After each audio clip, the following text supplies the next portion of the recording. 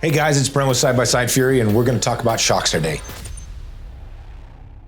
A lot of guys go out there, they don't realize that their shock should be at least maintained just like an oil change, 1,000, 1,200, 1,500 miles, somewhere right in that area, depending on whether you've got a Walker Evans, whether you've got a Fox. Basic shock rebuilds, high quality seals, quality workmanship.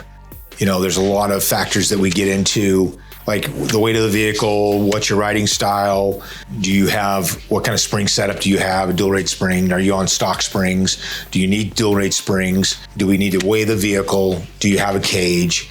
There's so many factors that it's just, you don't want to guess anymore. Guessing is old school, doesn't work. It takes a lot of time and a lot of effort. We can weigh your vehicle. We have scales here. It's no big deal.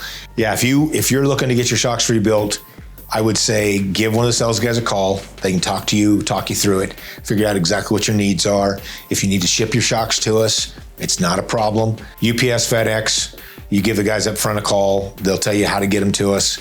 They'll ask you a million questions. They'll find out what your riding styles are, what your true needs are, and then we'll get you taken care of regardless of how it is. Run.